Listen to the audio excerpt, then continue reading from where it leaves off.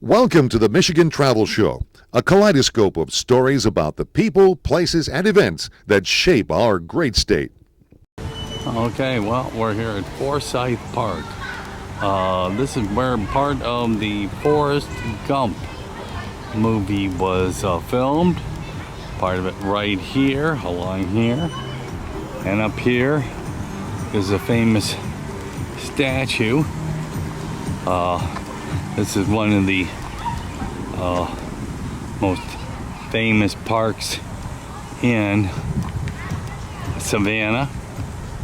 And so this was to Lafayette, who was a general during the Civil War, and they've got a huge statue to him there, so that's kind of cool. And then over here they have this beautiful amphitheater fountain.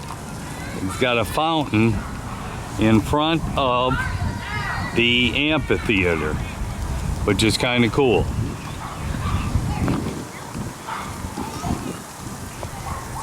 Right there it is.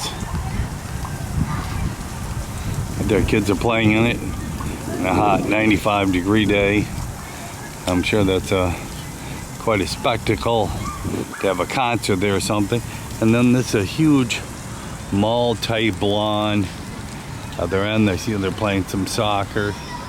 He's waving to us here, kind of cool. So anyway, we're gonna go check out a little bit more of this park. And then it's on the other side also. It's a 30 to 50 acre park. So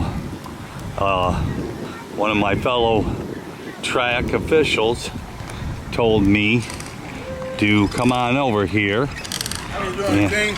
and do check this out. So here it all is. Here's the other side of it. Right there. All up the way right there. So, yeah, beautiful park here, and like I said, this is a pedestrian zone right through the middle here. I have to admit, Savannah is a very pretty city with all these hanging moss on these white oak trees. And this statue here, all the way up to the top of the Civil War, to Lafayette Laws, Major General, Confederate States Army, born in Augusta in 21, died in 1897. So, and it's all, we got a big fence around it. But here's the view down this pedestrian mall. So check out what's down at the other end. Here's a little bit of history on Forsyth Park. They conceived this park in the 1840s with about 10 acres, started it. And it was first recreational park in Savannah. Then it was named after Governor John Forsyth. It was governor in the 1840s, obviously. And they created it in the 1850s, improved it, and in 54 the fountain and radiating walks were added. So the park is over well over 100 years old. Parks are made, they don't just show up like this. But here's one of the walkways that way. This beautiful park. I heard this was, some of the stuff was the scene of Forrest Gump movies. And then down here they have a restaurant. I see it's not quite open. They got a kids playground and a real nice restaurant there. So this is my third time to Savannah, and first time I'm truthfully getting to see a few different things. There's another walkway, and I'll check out, see if I can find out the big fountain, or is that the one that's out here in front of this restaurant here. You can get a little closer look. There's a kids play area next to it with all these trees and shade. The heat is truthfully not unbearable. And yeah, this is a nice looking restaurant here, and it's called Collins Quarter. Collins Quarter Restaurant. Well, beautiful spot. Okay, well, here's a little better view of the whole park down that way. So kind of cool, a beautiful spot. I'm walking into the Arboretum here. They say it's the Forsyth Park Arboretum, and it's approximately 12 acres, and it has over 50 species of native and adapted exotic species of trees. Well, let's go down and check it out. Definitely a lot of beautiful trees through here. Okay, well, here is the huge fountain. I see they're currently working on it. Not too much work, but this huge fountain that is currently dismantled. What is happening? Well, we'll have to check one of the billboards here, because they are telling us what's going on with it. This is the signature thing, the signature fountain of this beautiful park. Fountain facts. Approximately 10 million people visit Forsyth Park Fountain each year. The estimate is based on Savannah's annual tourism, which draws over 14 million visitors, making it about one of the most visited landmarks in the city. Pictured to the left is St. Patrick's Day greening of the fountain, a festive annual tradition that draws thousands of spectators and highlights the fountain's cultural significance to Savannah. Each year, approximately 70 weddings take place at Forsyth, making one of the Savannah's most iconic and romantic ceremony locations. Framed by sweeping oaks and historic charm, the fountain serves as a timeless backdrop for couples beginning their lives together. Although three similar fountains exist, Forsyth fountains hold the distinction of being the first installed. The others exhibit variation in color, spray configuration, as illustrated below. Broadway Fountain, Madison, Indiana. Inca Fountain, Peru. Soldiers Memorial, Poughkeepsie, New York. And of course, the one right here. And of course, some of the featured films here. That's the greening of the fountain, but Cape Fear, The Longest Yard, Forrest Gump. He was here in 1997. Midnight of the Garden of God of Good and Evil, Gingerbread Man, Divorce Party, Baywatch, Lady and the Tramp, Love Takes Flight, The Poison Rose, The Underground Railroad. Well, a historic place that is currently being rebuilt. Well, we'll see when it's done someday. Sign about the restoration. Restoration of Forsyth Park Fountain, repairs of decorative and structural iron pieces, plumbing, fencing the surrounding fountain. Well, that's interesting. I see another sign over there that will tell me a little more about it. Here is a memorial to Marines who served in World War II and gave the supreme sacrifice and the first to fight all over the world during the World War II. So, yep. And here is the view down the mall here, the walkway. Pretty cool. I wish the fountain was working. There's all these beautiful trees. This is pretty cool. It's a 50 different type species of plants or trees here in this park. Pretty cool. We're at the base of the park. That's a Marine Memorial, erected in 1947. Dedicated, like I said, November 11th in 1947, United States Marine Corps. And there's the view all the way down. Wow. What a beautiful view. That's pretty cool. This beautiful mansion, that's what it's called, the Armstrong-Kelser Mansion. Wowee. Pretty impressive. And look at the gated The boar inside, pretty cool. That's awesome. Palm trees. Okay, let's walk on down and see what's down here. There's some church or something over here. We will see what it is. That's just outside the park, so we'll find out. An aisleway, back way, alleyway, made of all stone, of all brick. Pretty cool. Another square. It's called Monterey Square, and I see a statue behind it. So we will go over and check out why it's called Monterey Square. It's a beautiful little square. This van has got a lot of them, and they're all historic and beautiful at the same time. Well, this statue is to Pulaski. That's the name of the fort. Heroic Pole who fell mortally wounded fighting for American liberty at the siege of Savannah on the 9th of October, 1779. Yep, an American hero straight from Poland, who was a general who fought in the Polish-Russian War before he came to fight for America against the British in the American Revolution. A little bit of more history of Kazimierz Pulaski, but like I said, the great Polish patriot, a general from Poland who came to fight for America, for American liberty, and was killed at around the Battle of Savannah in 1779.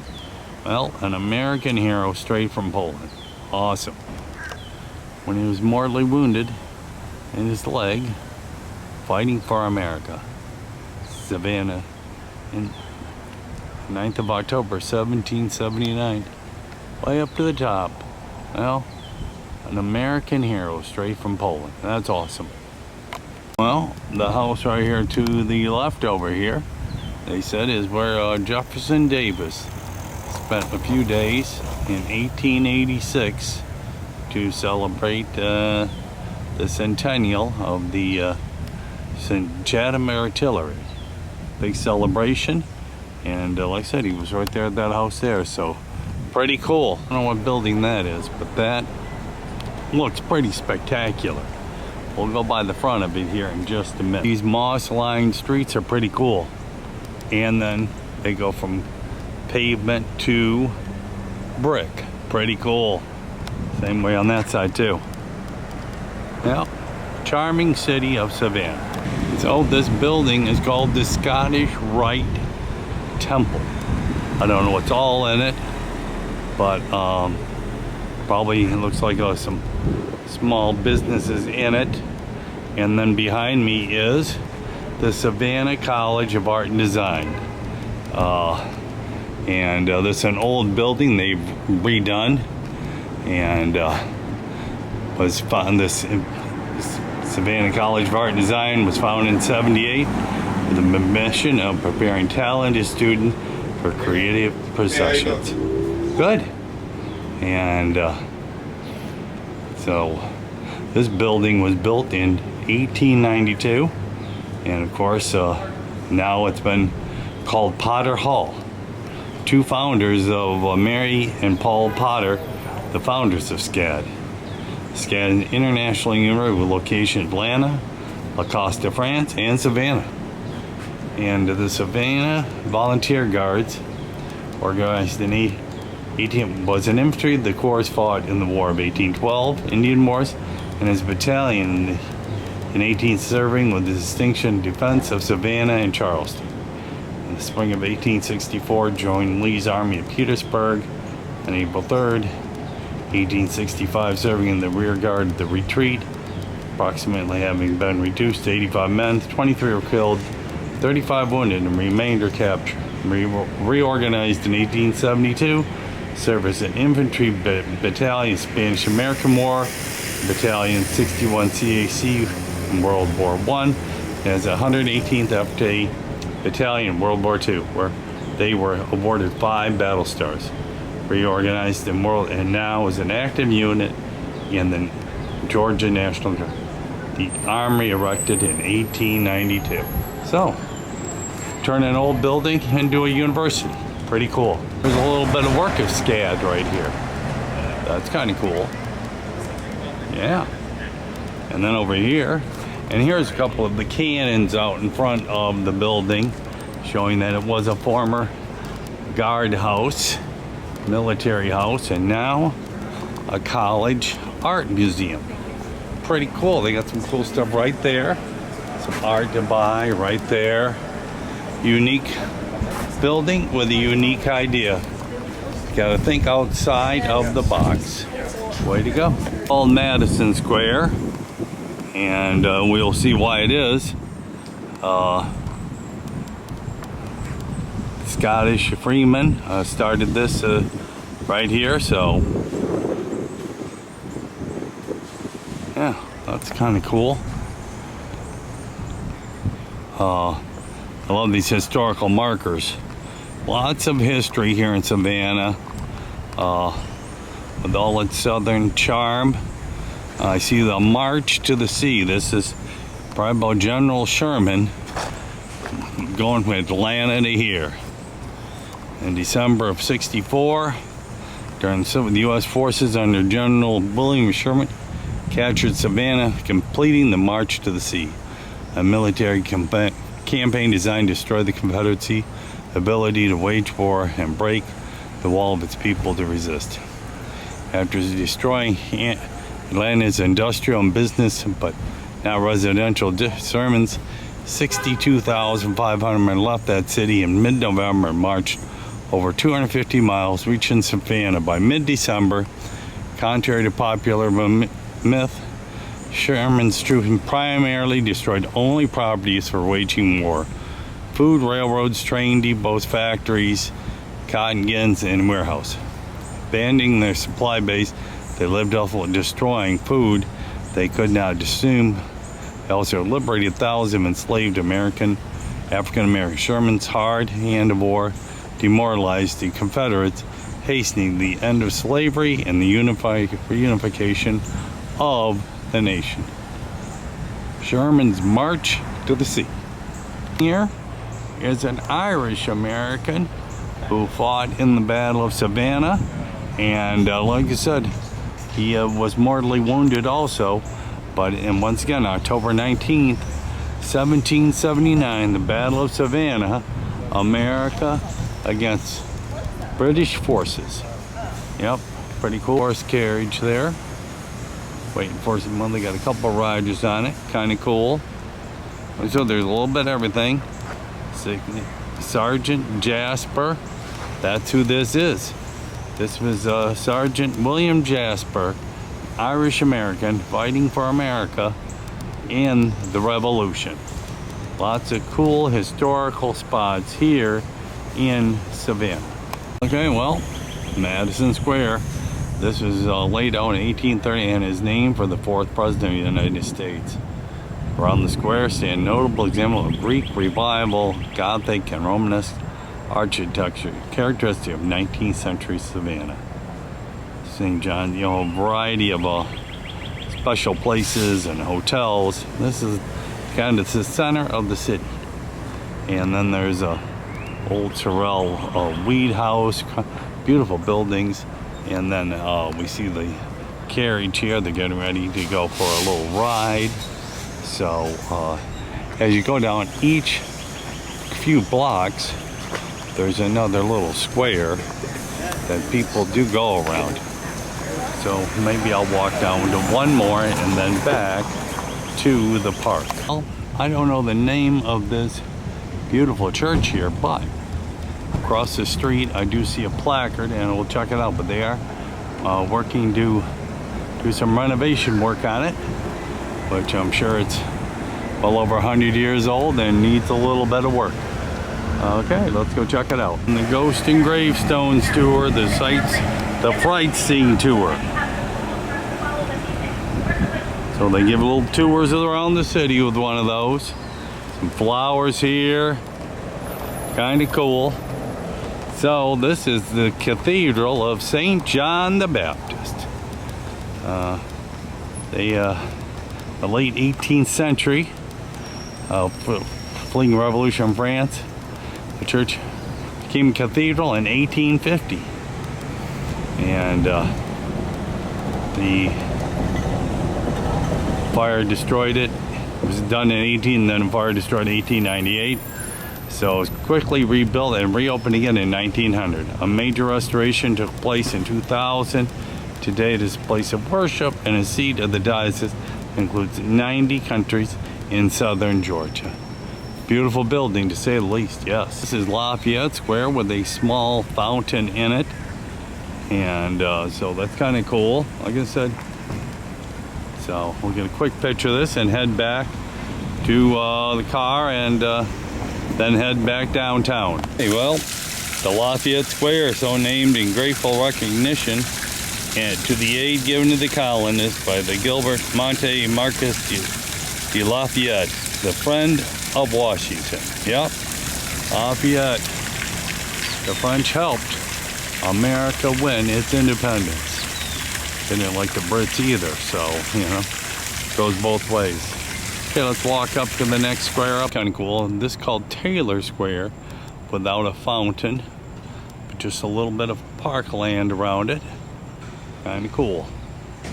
And here's looking down that way.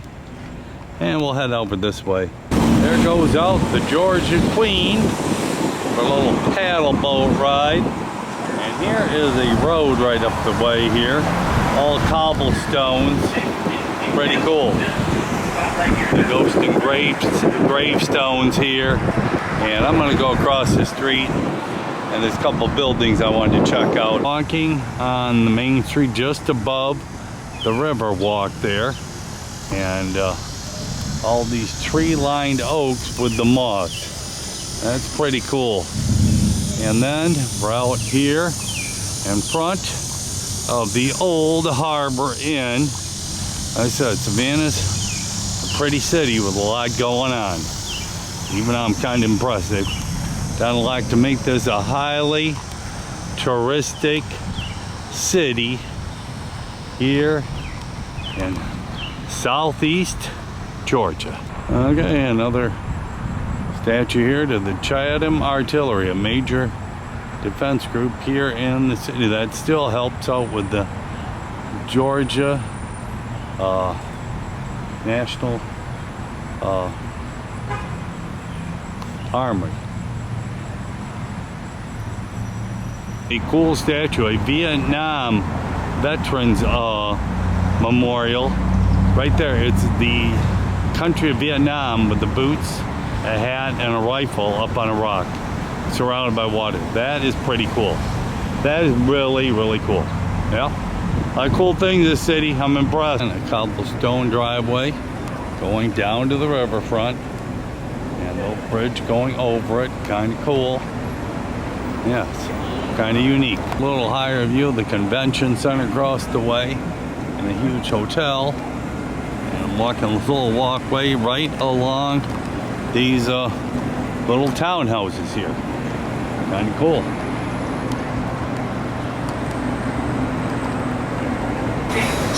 Little shops along the way here. Cool little Two Cracked Eggs restaurant.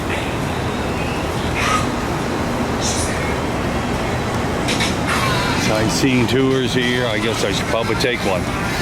Okay, the Savannah Cotton Exchange, built in 1887, now the home of the Chamber of Commerce. But anyway, in its day, Savannah was the #1 port for cotton. Bales went out of here, over 2 million bales a year. And anyway, we have the lion over here, and over here also we have the history of the old Savannah Cotton Exchange. And it was completed in 1887 when first as a cotton seaport on the Atlantic, second in the world. And then in front here, I love it. We got the orange lion spitting out water. That's pretty cool. There's historic stuff along and unique buildings here in Savannah. These are called the Washington guns. They were used obviously in the Civil War and common just before that close, somewhat like these were used in the Revolution. But anyway, the Washington guns from the Chatham Artillery, pretty cool. Fertilizer was a big deal down here in the late 1800s, early 1900s, and became a big deal here in Savannah and all of southern United States. It definitely increased food production tenfold, to say the least. And now Franklin Reed Delaney Industry owns a lot of phosphate fertilizer. Okay, in a city hall. And it was the first city hall they had here, and it was built in 1906. And it had a city exchange and some other buildings, but now it's been in continuous use since 1906. Well, this tablet here commemorates the centenary of the Savannah, the first steamship across the ocean, and it did it in May of 1819 and got in there in June of 1819. A 1-month crossing, first steamship to cross the Atlantic. Pretty cool. Vessel to be seen in American waters, and it was riveted together and launched here in 1834. Yep, first steel ship in 1834. Here's a great view. That is City Hall with the good cupola on the top. That's City Hall, Savannah City Hall. Pretty cool. The side street, way down the way there, that is the City Hall. That's a pretty impressive City Hall, to say the least. Yep, Savannah City Hall right there. Pretty cool. Okay, here's one of the statues here by the riverfront. And here, right here, we are looking at the Plant Riverside District. They got the River Walk, and JW Marriott's kind of the base of it here. But this is pretty cool. And there it all is right there. Inside the JW Marriott, they have all kinds of crystals along here and rocks inside this phenomenal building. This used to be the power plant for the city of Savannah. They have now closed it. JW Marriott came in and turned it into an exclusive hotel with tons of treasures of the earth. Look at all the crystals here. Those are pretty cool. Right there, they all are. And they got 32 of them here. Go ahead. So anyway, and one here, number 29, Copper Nugget, Keweenaw Peninsula, Michigan. Where would it be? Ding, ding, ding. Where's that copper? There it is. That looks like the Copper Nugget up there. Looks like it. I don't see anything that looks that coppery. That, you know, that bright green stuff right there. And the one below it could be, well, that's number 6 or 21. 29. Here's the Copper Nugget right here. Number 29. That's from the Keweenaw Peninsula in Michigan. Pretty cool. Here's another Copper Nugget from Keweenaw Peninsula. They got a bunch of them here. Here's another one. Anyway, here it all is. A fossil. They made themselves a dinosaur out of metal here. This is truly a phenomenal museum of natural stuff. Like I said, crystals. It's like a natural history museum. All kinds of crystals, mammoth tusk, you name it. Skeletons of prehistoric creatures. Look at them. That's pretty cool. Yeah. Wow, wait. It's impressive. Right there. Wow, wait. And then they got all these lights on it. This is pretty cool. This is like, wow. A giant tortoise shell right here. Right there, some more crystals. This is inside the JW Marriott here on the riverfront. That's a church? Here. That's it. Giant tortoise shell. That is wow, how long do you think that lived? Tortoises live a long time. Wow, wait. Look at this stuff. Look at the dinosaur. That's pretty cool. Wow. So here's a bunch more crystals. You name it, they got it here. Swarovski.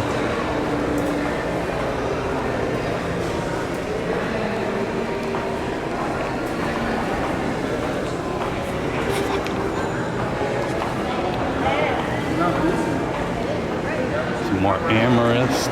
Look at the size of those things. I had to pay hundreds of thousands of dollars to get a stone like that. Wowee. And over there is the old switches for the electric power plant. One set of them. Pretty cool. And like I said, this is the lobby of the hotel as you come into this phenomenal JD Marriott Hotel. Dinosaur head down in the bottom of when they were building this thing. Wow, pretty cool. There's one of, that look at that size of that crystal. And they split it in half there in the opening. Wow, pretty cool. Here to the riverfront. I checked this out a couple nights ago when I first got here. And it's a riverfront like Detroit. Only ours is much longer, much different. But anyway, this is where it's at right here.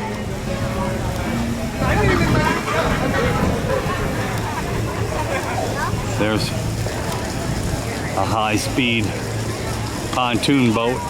There is the bridge, and beautiful, getting ready for a beautiful sunset tonight. Water pad. This is a huge shipping port. Huge. It's one of the largest in the country. Put a few $1 billion into making a huge shipping port. And then this is the river walk all the way down through here. Lots of shops, cool spots along the way. Looks pretty cool to me. I think it's awesome. And here's lots of shops along the way, people walking along, and there's City Hall. There are the smokestacks from the powerhouse. Those are 176 feet tall, and it's high. And there was a couple others that were up 274 feet. This was one of the largest power plants in Georgia in its day, and then, like I said, closed and reconverted into a major hotel. JW Marriott took it over. But here's right here on the, I think this is the Savannah River. There it all is. This is awesome. This is Georgia Power, and this is the history of this power plant. And here's one of their lighthouses they have at the top, you know. This is helped them probably with the crane operation in its day. They have this plaque, and then we've got another one right over here. So we'll check that out.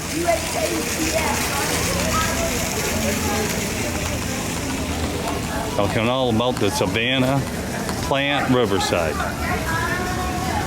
Yep. These are called electric moons, and right here from an 1883 lithograph of Savannah, where the earliest form of street lighting in the city. A tall gridded mast was used to support a circular army of lights that could light the whole area of the city. The modern electric moon that lights the riverfront here at the plant today will occur the unique period in Savannah's modernization. Yep, a lot of history in this town. Kind of cool to watch it all be transformed. That was one of the smokestacks right there that went up 274 feet. Wow, sculptures. One of a face here. That's cool. And then we have another one over here. Pretty cool. Yeah. This is a music collection inside of here. And that's a 125th anniversary drum set. And this is the Great Grish Sound, Georgia Southern University and Kessler Collection. There they all are. Pretty cool. Yeah, pretty cool. And here's all kinds more of all. They've got all kinds of stuff in here. Pretty cool. Still in the JW Marriott, and since we are on the river, they have a tall sail ship collection here. That's kind of cool there.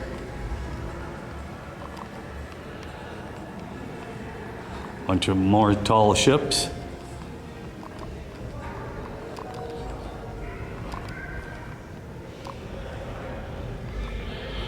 There they are, more tall ships.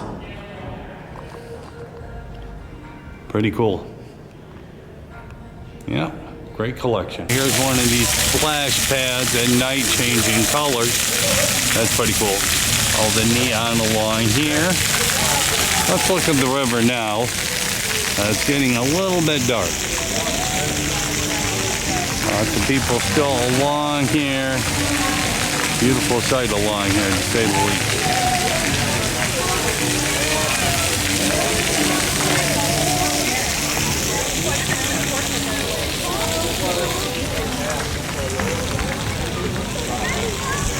Comes the river boat, bring Queen back. Pretty cool. Hey, here is the Georgia Queen riverboat. Takes people up and down for tours along the river here. That's a big boat. 1, 2, 3, 4 stories. And then it's got a huge paddle wheel. Big crowd on there tonight. And there it all is. It's getting ready to dock here in a few minutes.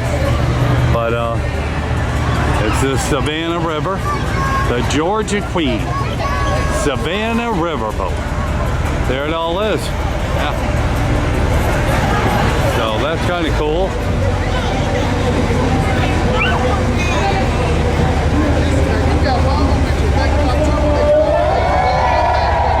People are all excited about getting off.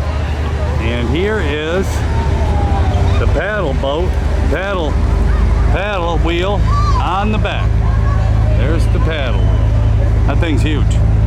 Of course, it's a big boat too. Right there it is. They can drop that thing or take it up. Either way. Pretty cool. Yep. There it all is. And the big bridge. And then there's the Savannah Convention Center. Huge hotel across the way. I'm not sure which one it is. And the river. Walk along here. Pretty cool, as we've been in and out of it. There's the power plant, the JW Marriott. Pretty cool. Well, I'm on another wild adventure here. I just took that boat there, the Cumberland Queen 2, to Cumberland Island National Seashore. Here's kind of the walk-in semi-visitor center. This is a semi-deserted island, and it's a national seashore. So just stuff here to see. Maybe go swimming. Here's along the largest island of the coastal islands in Georgia.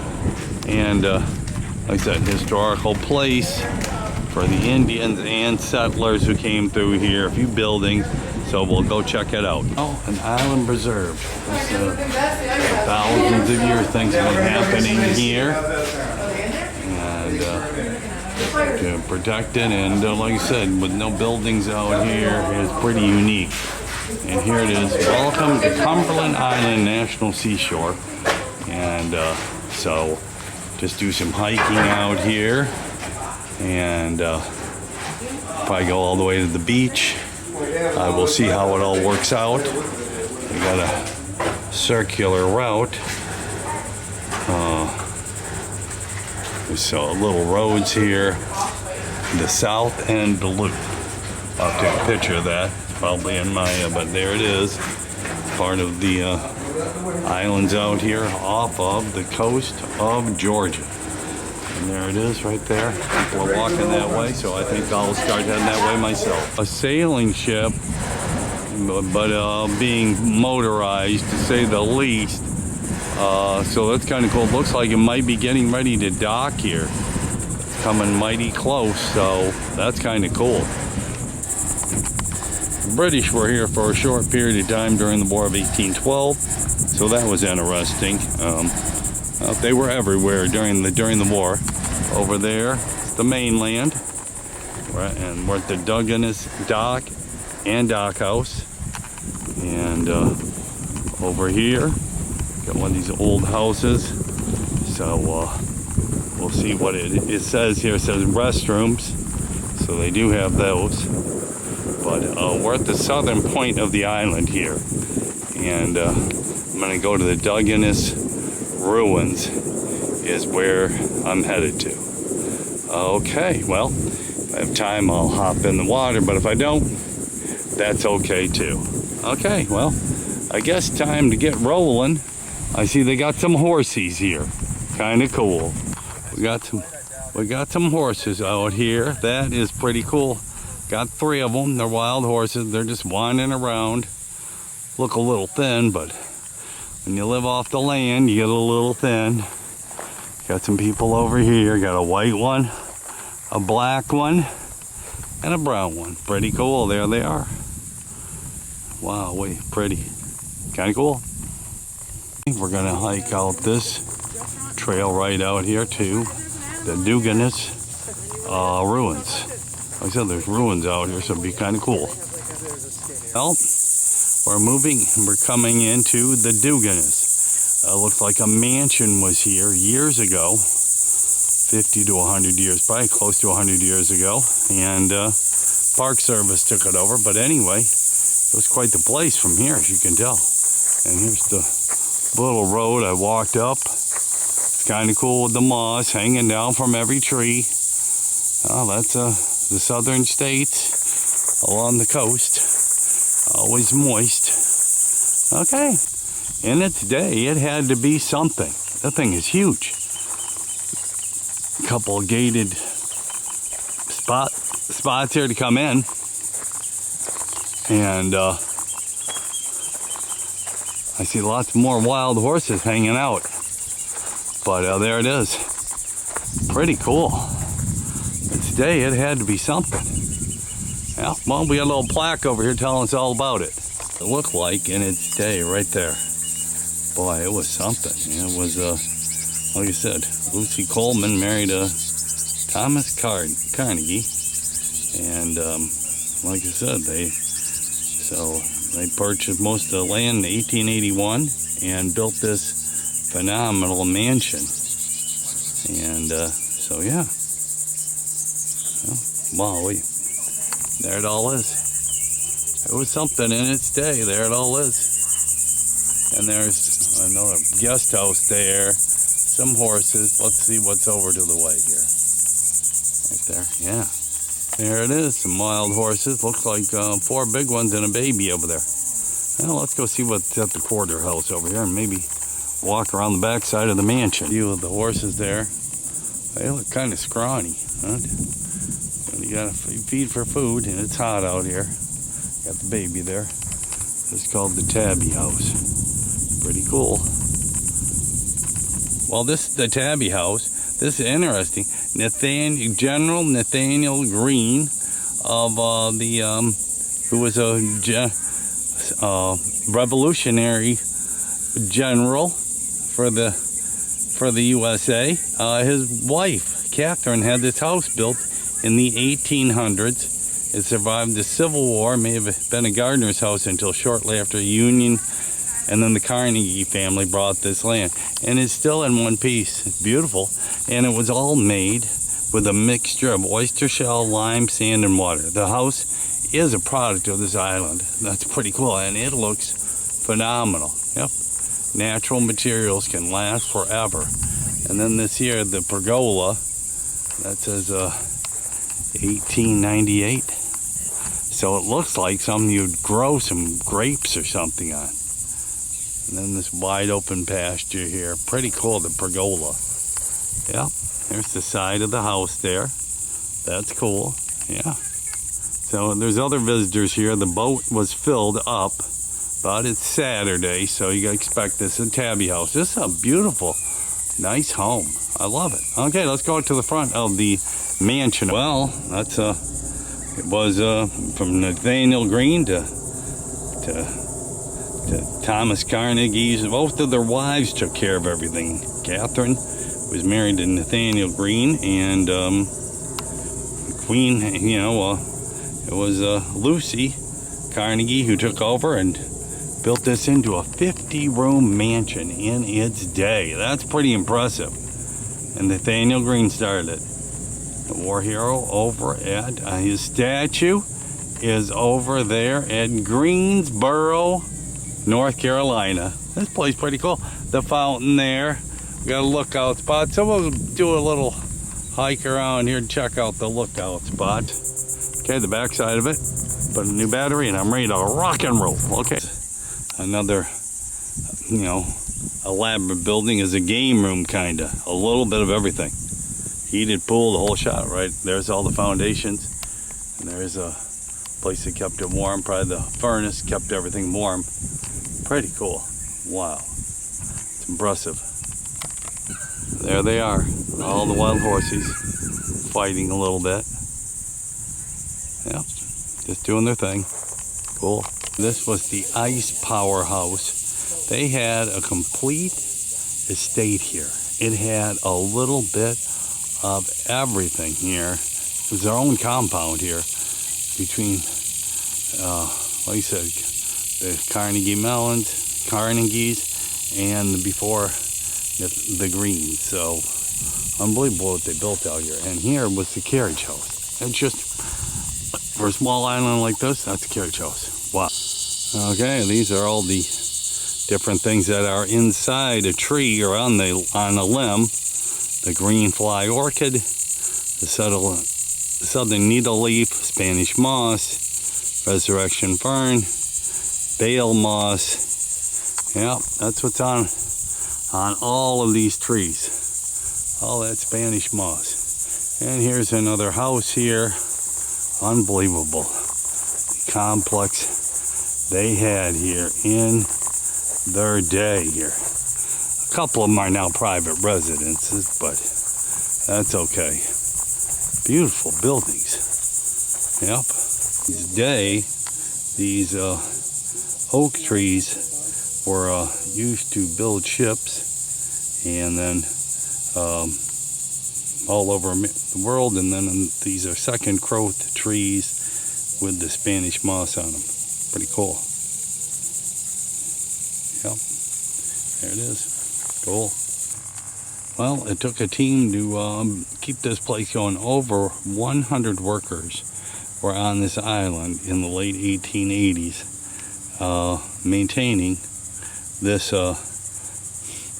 estate, to say the least. So pretty impressive. Wowee, that they could keep it going. That is definitely impressive in their day to have that. Here's some of the buildings. They've all been restored, obviously.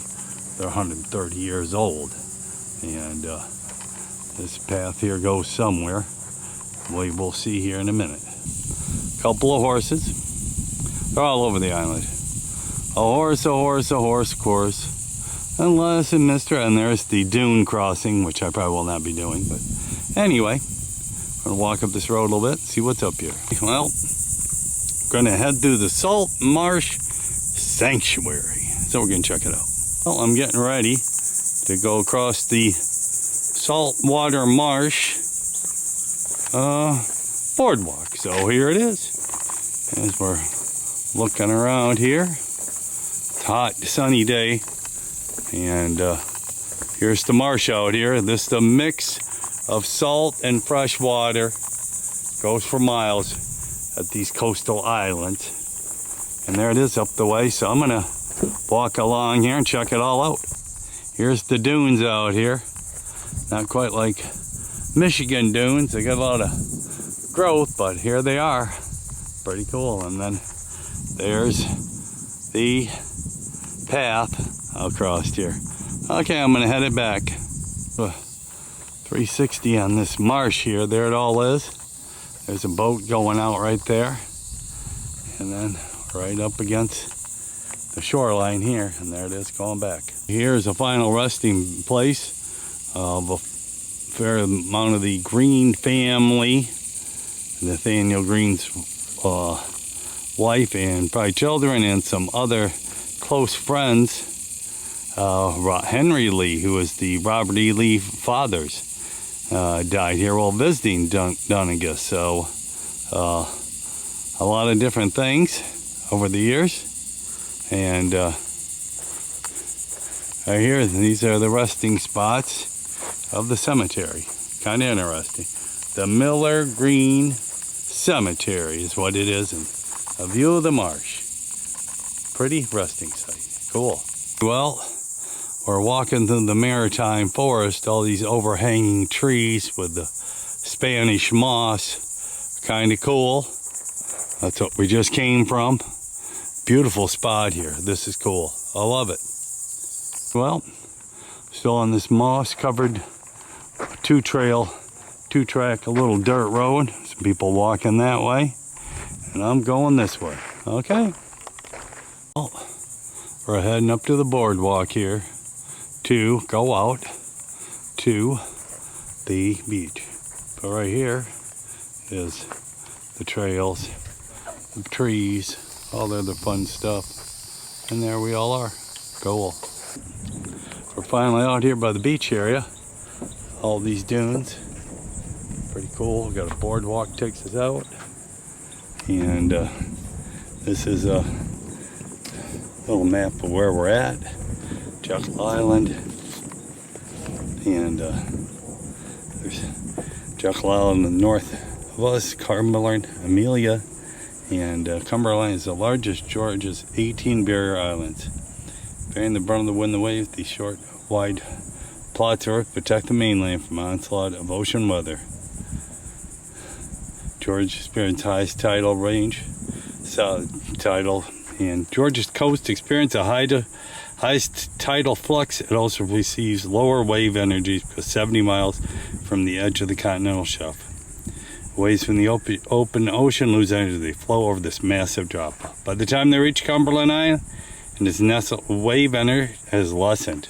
That's interesting. Pretty cool. Here's all the dunes, and the sand, and the trees, and the ocean. Here we are. Cumberland Island. We are out here all the way out to the beach out here at Cumberland Island, the furthest and the biggest island of all of the Georgia coastal island. Beautiful beach. As you can see, just a few people here. It was great going out in the water. It's warm. Wowee. And then there are the dunes. And I'll be hiking back right to there. But yeah, this spectacular is definitely, this is a national seashore. Cumberland Island, National Seashore. This was spectacular coming out. Well, got to head up through that trail, through those trees, and back to the other side of the island for the ferry boat ride back to St. Mary's.